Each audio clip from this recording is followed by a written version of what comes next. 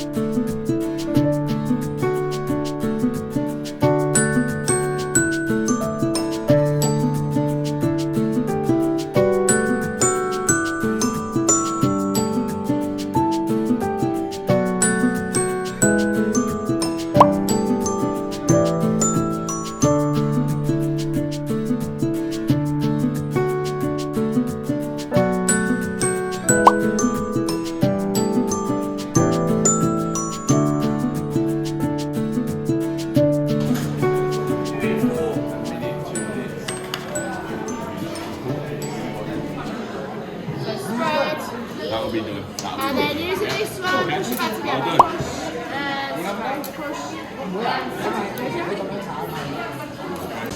If you look carefully at the pages ahead of you, they will help you enjoy the Cadbury magic. Inspired for a big set of the statue of Cadbury magic.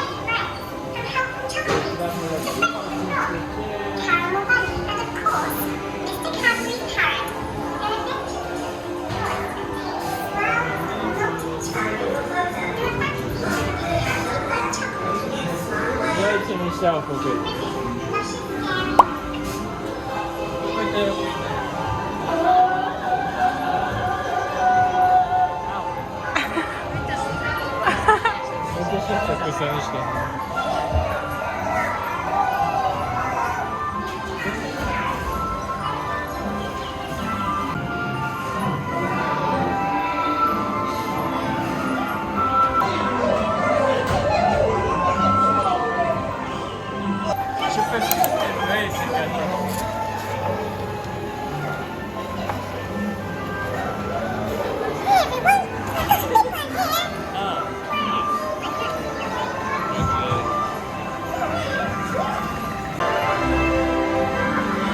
Ăla e obosit deja.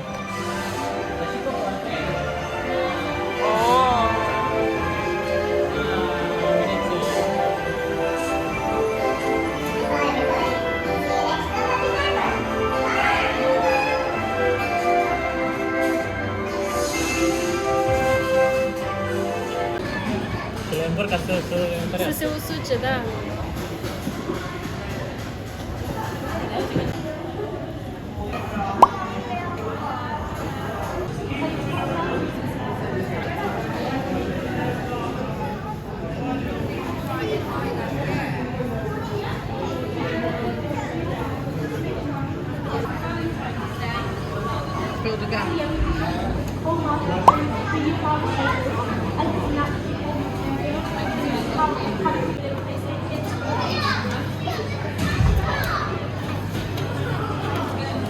Dar de ce trebuie să o răcească ca să pună? Pentru că dacă e prea fierbinte să rămâne lipită de form și foarte greu de curățat.